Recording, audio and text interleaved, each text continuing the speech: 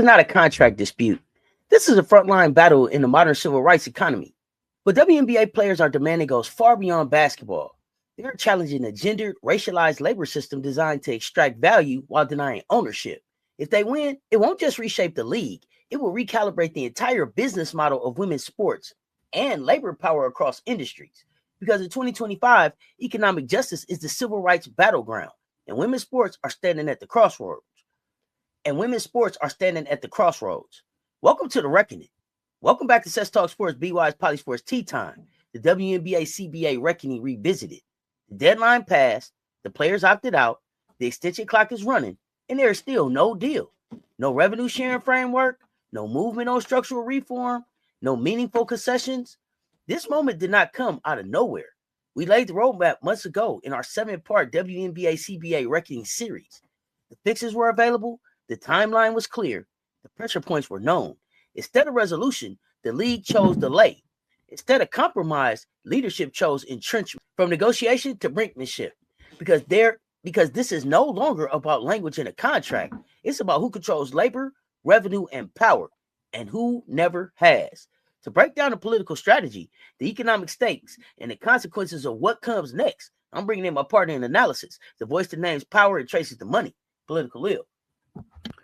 Good morning, good evening, wherever y'all tuning in from. It's your girl, Political Lil, and let me tell you right now, what's happening behind closed doors is not confusion, and it's not chaos. It's calculated.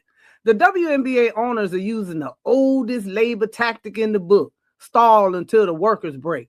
They are dragging this out, hoping players will get nervous, get tired, and grab whatever deal is thrown on the table. And how do we know it's strategic? Because while they're stalling the players, the WNBA is over here meeting with its own lawyers, owners, advisors, and crisis consultants, trying to map out what happens if the players refuse to fold. They're already running lockout simulations. They're already prepping public narratives. They're already gaming out how to blame the players when things get ugly. This ain't new. They did this in previous cycles. Same playbook, same paternalism, different year. And the real question is this: will this fight end at the negotiation table, or will it spill into the courts, the press, and the court of public opinion? Because, baby, this might get legal and political real quick. So let's not waste another second. Let's break this down and show you how we got here, why this moment is historic, and what's coming next. Welcome to the reckoning. The WNBA isn't fighting for a raise. They're fighting to end the 28-year sharecropping system disguised as progress. Let me say this plain. This CBA fight is not about a salary bump. It's about dismantling a gendered, racialized labor system that profits off women, especially Black women, while denying them economic power. We are now in the second extension after the CBA expired. That's not negotiation. That's stalling. Owners aren't bargaining. They're waiting for fear, fatigue, or silence. And don't get distracted by the PR headlines. That $1.1 million salary number, that's smoke. It's not revenue sharing. It's not equity. It's not power. The league refuses to say BRI for a reason, because revenue sharing turns players into partners, and partnership threatens control. They'll offer travel upgrades. They'll offer bonuses. They'll offer optics. But the moment you say economic ownership, the room go quiet, because this fight isn't just about basketball. It's labor versus legacy, control versus freedom, extraction versus justice. Black women athletes are no longer asking to be included. They're demanding to be compensated fairly for the value they create. So the question isn't dramatic, it's strategic. Strike, sue, or seize power, because doing nothing is no longer an option. And let me pick up right here where Auntie Cess left off, because the politics behind this are as old as America itself. The stall tactic we are watching right now is not an accident. It's a strategy. The owners are using delay as leverage, hoping public fatigue becomes pressure on the players. But understand this: when they refuse to even discuss revenue sharing, they're telling you they want full control of the money, the narrative, and the future. The $1 million storyline is part of a coordinated misinformation campaign. They're banking on the public not understanding the difference between salary and revenue equity. Because if the public understood BRI, if they understood what the NBA players get, the outcry would be deafening. So they're selling a dream while protecting a system. And this system is deeply gendered and deeply racialized. When a majority of your labor force is Black women, suddenly the urgency for economic modernization evaporates. Suddenly the talks of partnerships dry up. Suddenly the money gets tight. What we are witnessing is an intersection of labor rights and gender wage gap, and America's ongoing cultural war around who deserves power and who doesn't. So yeah, welcome to the reckoning. Because the question on the table is no longer what will the owners offer. The real question, the historic question is, what are the players willing to do to get free? Strike, sue, or seize the economic power that should have been theirs from the very beginning. And that's exactly where we're headed next. The WNBA was born inside a racialized gendered labor model, and this fight is about dismantling. The WNBA didn't fall into inequality by accident. It was launched inside a system designed to cap player power from day one. From the start, ownership held the keys. No revenue sharing, artificial salary caps, zero path to economic partnership. Players produced the labor, ownership captured the value. That's not a metaphor, that's the structure. Work the land, someone else owns the harvest. The league sold progress instead of power, facilities instead of equity, perks instead of ownership. Amenities were framed as advancement, but upgrades were not liberation. Black women built the league's identity, style, and competitive standard. They carried the culture and the product. Yet marketing, endorsements, and protection rarely followed the labor. That imbalance wasn't accidental, it was patterned. This is why the CBA fight matters. It's not about comfort, it's about control. And control is the only thing that turns labor into power. What Auntie Cess is laying out is structural, not situational. Those early decisions formed a system that was never designed to evolve with the player's value. Even as viewership rose, merch sales climbed, social media exploded, and cultural relevance skyrocketed, the economic structure stayed frozen in 1997. And who benefits when a system doesn't evolve? The same people who built it. And now let's talk growth metrics. The WNBA today is more visible, more profitable, more influential, and more culturally dominated than at any point in its history. Ratings are up, merch is moving, arena attendance is rising. The league has more of a global presence in political conversations than ever before. And who drove that growth? Black women, Aja, Angel, Nneka, Dar Staley's coaching tree. The culture makers, the trendsetters, the players who shaped the game's identity, but the compensation structure never caught up with the value they created. And here's the political piece. When a labor force is majority Black women, historically the economic rules bend to suppress that labor. That's why the fight we're watching today isn't just about a sports business issue. It sits at the intersection of race, gender, labor, economics, and power. The sharecropping model lasted this long because it served the economic interests of the people who built it. This is why the league is so terrified of revenue sharing, because it will force a reckoning with 28 years of inequality they've normalized. It would require giving players access to the books, to the real money, and to the real numbers. And that's where the truth lies. Structural inequality doesn't survive transparency. So when we say the WNBA CBA fight is historic, it's because the players aren't negotiating inside the system. They're trying to change the system. They're not asking for permission. They're demanding transformation. They're not asking for a bigger slice. They're ready to own the damn bakery. And that's why this moment matters. Facts, Lil. $1 million salary without revenue sharing is a raise designed to keep workers blind. Let's be clear. A $1.1 million salary with no revenue sharing is not liberation. It's illusion. You're being handed a bigger check while the books stay closed. Open them books. That number applies to a select few. It's conditional, owner controlled, bonus heavy, and revocable. Meaning the money is not tied to growth, it's tied to obedience. You don't share in success, you wait to be rewarded for compliance. This structure protects one thing only: ownership's grip on revenue. Players get raises, owners keep the upside. That's not progress, that's containment. Perks instead of power, salary instead of stake. And the media helps sell it. Big headlines, zero context. $1 million salaries sound revolutionary until you ask the real questions. Where's revenue sharing? Where's transparency? Where's equity? Who gonna make the million? See, this setup isn't meant to empower players. It's meant to divide them. Silence the stars, scare the middle, isolate the union. That's not negotiation. That's manipulation with the receipt. And let's break down the economics plain and simple. If WNBA players receive 50% BRI like NBA players, the salary landscape would look radically different.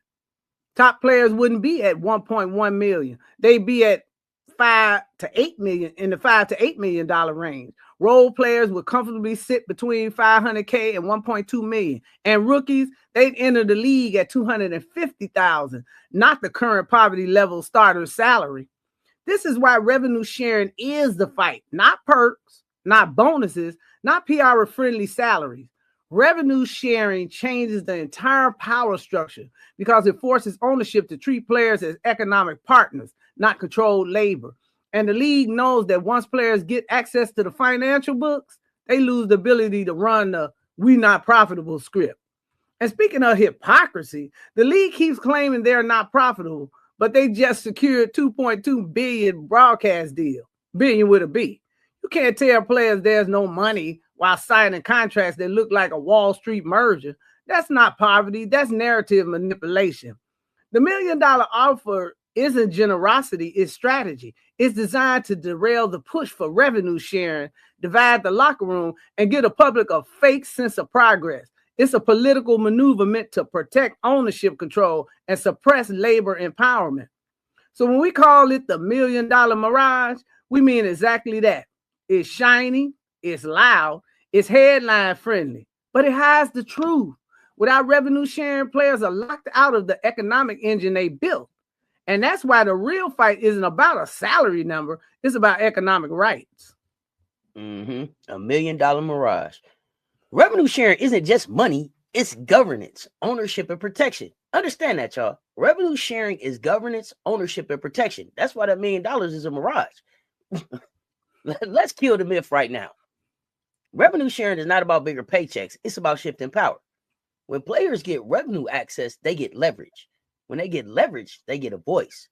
Right now, owners control the books, the narratives, the bonuses, and the futures. Revenue sharing breaks that monopoly.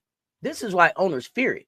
Not because it's expensive, but because it's emancipatory. Revenue sharing means transparency. Transparency means accountability.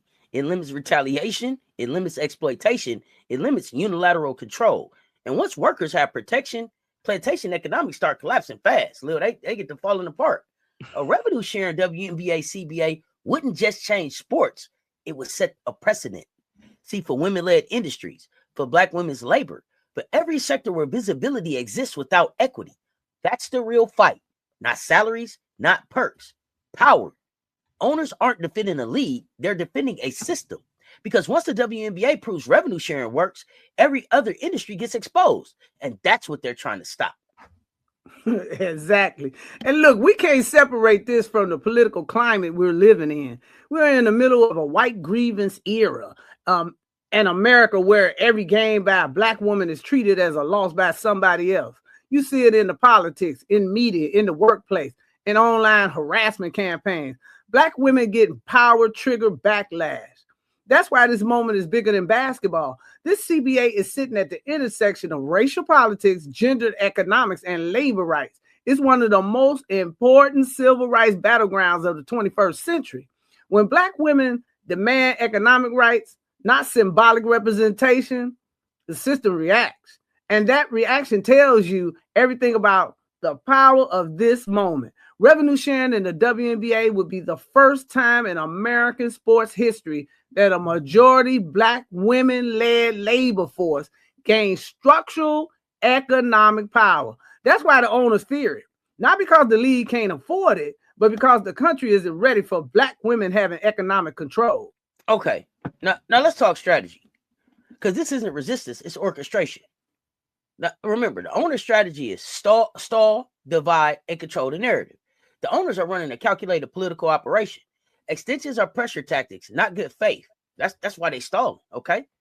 Delay long enough and you hope fear, fatigue, or financial stress cracks solidarity. Step 2, you got to divide. The $1 million salary headline wasn't generosity, it was separation. Reward a few stars, isolate the rest, and weaken the union from the inside. They got ops in there, y'all. We're going to talk about it. Step 3, control the story. Leak selective numbers. Feed media a historic raise narrative. Keep the public focused on salaries instead of power. This is textbook corporate labor warfare. Delay the deal, split the workers, dominate the narrative. And as long as revenue sharing stays off the table, the power never moves. And while they doing all this, they're also quietly preparing for a lockout. Owners are meeting behind closed doors, lining up their messaging strategy, and figuring out how to weaponize public opinion against the players. That's why the delays matter. They're not negotiating, they're wargaming. Notice how every conversation avoids the core issue, transparency. They will talk about travel. They will talk about facilities. They will talk about growing the game. But as for revenue numbers, suddenly everybody goes mute. That's deliberate. The owners know that if the public ever saw the real numbers, the sponsorship totals, the attendance revenue, the merch splits, the digital monetization, the project value of that $2.2 billion media deal, they lose their argument instantly. So they hide the books and distract with perks. This is why players need to stay united, because the owner's real fear isn't a strike. It's a successful strike. A unified labor force demanding economic power would change the entire landscape. This isn't just a business battle. It's a freedom fight. And the owner's strategy proves they know it. All right, Lil. This is the moment where feelings stop and strategies start. The WNBA players are out of polite conversation and into the power calculus, okay? There are only 3 real options on the table: strike, sue, or seize power. None of them are comfortable, and all are necessary if the balance is ever going to move. Let's be clear. These ain't radical ideas. These are the same tools every major sports union has used when owners refuse to share revenue or open up the books. Option 1 is the strike. It's the fastest way to apply the pressure. When labor stops, the product stops. No players, no games, no profit. Simple math. But a strike is also warfare. The media turns, the narrative sharpens, and black women take the first wave of blame.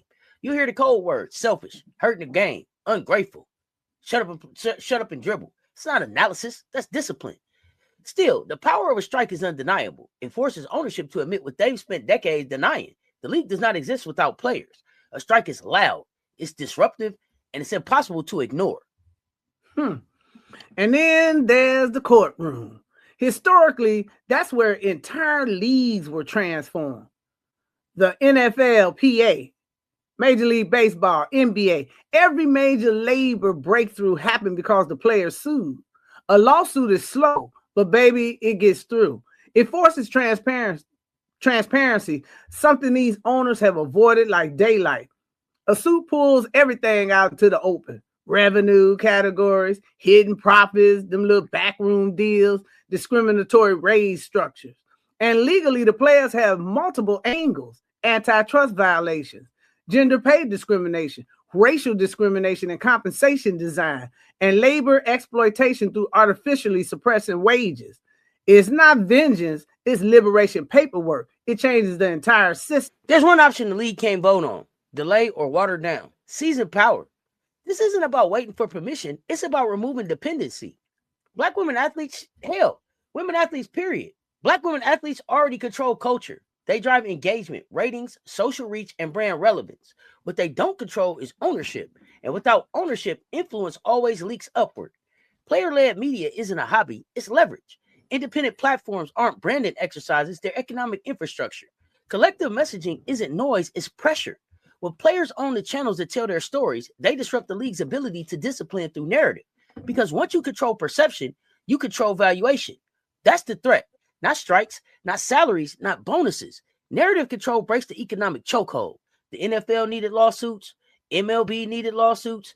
The NBA needed lawsuits. And if negotiation keeps circling the same walls, the WNBA may need one too.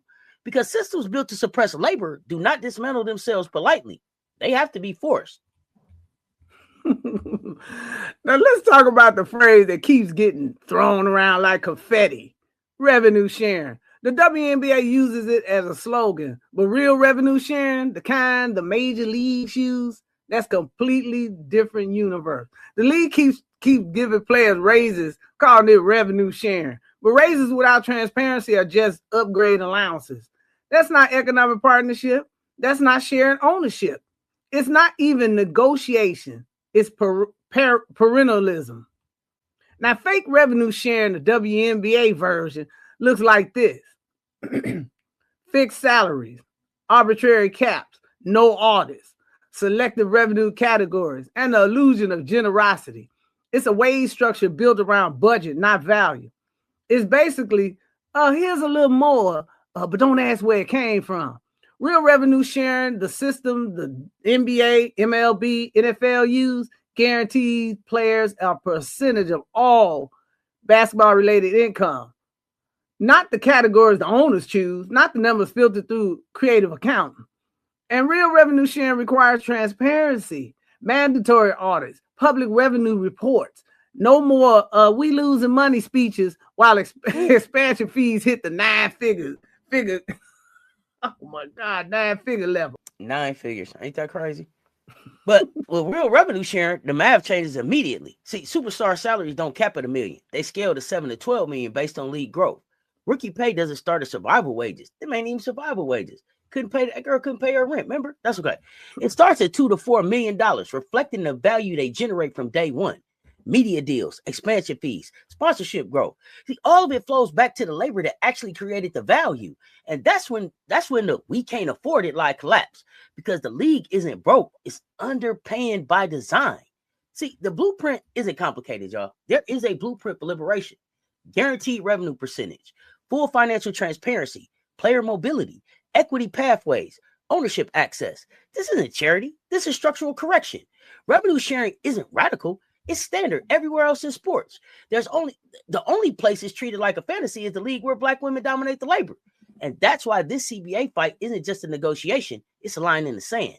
It's not about asking for more. It's about ending a system built to give less. This isn't a contract moment. It's a liberation moment. Let's be unequivocally clear. The WNBA CBA fight is not a sports negotiation. It's the next front line in the civil rights struggle for economic justice. And it's being led by the very group America has always exploited while pretending to celebrate: black women. For generations, black women's labor has powered entire industries: education, healthcare, caregiving, entertainment, and athletics, while being systematically underpaid and structurally excluded from ownership. Women's basketball follows that same damn pattern. Black women built the culture, carried the ratings, filled the arenas, and shaped the identity of the league, yet received the smallest share of the revenue they generate. This moment is historic for one reason. It's the first nationally visible labor fight led by black women demanding economic power, not gratitude, not visibility, not praise, not symbolic progress, powered by design. If revenue sharing becomes reality, it will not just shift the WNBA. It will ripple across women's sports: soccer, track, volleyball, softball, gymnastics, and beyond. It will force corporate boards, media conglomerates, universities, and entertainment industries to confront pay structures built on extraction, not partnership. This fight sits squarely in the lineage of American labor justice. Title IX opened doors but never guaranteed economic equity. The civil rights movement demanded dignity, voting rights, and fair wages, not applause. Athlete activism has always followed this arc, from Bill Russell to Muhammad Ali, from Serena and Venus to Dawn Staley. The demand has always been the same: dignity, access, control. The WNBA is now carrying that fight into a new economic era, because if black women can restructure the financial architecture of a league that undervalued them by design, the blueprint becomes undeniable. This is not basketball. It's a test case, a test of whether America is willing to honor black women's labor with the same seriousness it profits from their culture, because culture has always been welcome. But economics, that's the battlefield. And that's exactly where we are now. What we are witnessing is not a contract negotiation. It's a political flashpoint. When black women take the lead in demanding financial transparency, shared power, and economic justice, the pushback is immediate and organized, because the league can't afford revenue sharing. But because that means sharing power threatens the foundation of every genderized and racialized labor system in this country. This is huge. This CBA isn't just about salary. It's about whether black women can rewrite the rules of an industry that has historically extracted their talent while downplaying their influence. It's about whether institutions built on inequity can withstand a generation refusing to inherit the old playbook. And if the players win revenue sharing, if they force transparency, restructure compensation, and claim a percentage of the wealth they created, it becomes a beacon for black women in tech, education, healthcare, media, government, and beyond. The message will be unmistakable. Economic justice is possible, but only when you confront the system head on. So understand this. The WNBA CBA fight is not about basketball. It's about building a new economy where women's labor, especially Black women's labor, is valued by design, not treated as an exception or a favor. And if they succeed here, the impact won't just reshape a league. It will reshape the future of work for an entire generation. Let me close with the questions ownership does not want on the table. Why won't Adam Silver open the books? Why is revenue sharing standard for men but suddenly impossible for women? And why are Black women, the economic engine of the WNBA, always told to accept symbolism instead of power? The league wants the public hypnotized by $1 million salary headlines, not asking about the decades of revenue players were denied. They want praise for a raise while the structure stays untouched. Because a system built on sharecropping doesn't collapse when allowances increase. It collapses when workers gain ownership, transparency, and voice. This is what revenue sharing threatens. Not salaries, not bonuses, control. So here's the directive. Support player-led media. Challenge PR narratives designed to confuse and divide. When misinformation circulates, replace it with receipts. And tell the league, clearly and consistently, the era of symbolic gestures is over. This fight is about dismantling a genderized, racialized economic model that should have ended decades ago. Sports are not just games, they are battlegrounds. And this CBA will help decide the future of labor, power, and equity in America. The truth is simple. When Black women demand economic justice, Americans' power structure shakes. That's why they're resisting transparency, why they're stalling negotiations, why they're hoping players just accept the raise and stay quiet. But this generation isn't built for silence. They're built for strategy, unity, and long game power. So support Black athlete-controlled brands, Black women-controlled narrative, and worker-controlled economies. The reckoning is here, and we are choosing power. Thank you for pulling up and sitting with this conversation. If you want to support the players in this fight, head to Respect Our Game online and use the advocacy toolkit to send letters directly on the players' behalf. Make your voice unavoidable. Post, tag, amplify. Use hashtag Respect Our Game and hashtag WNBA BRI now. And let these players know the public understands what's really at stake. This is about stopping the theft of labor, culture, and value. So call it what it is. Hashtag Stop the Steal. Up next, we're breaking down a first-of-its-kind NIL lawsuit aimed at blocking players from transferring to better deals. The power structure pushing back in real time. Because sports are never just about the games we play. They're about the stories we tell and the systems we expose. This is Sess, your favorite auntie with uncle tendencies and political Lil, bringing you another unapologetic cup of truth at PoliSports Tea Time. Stay tuned. Talk soon, y'all. We out.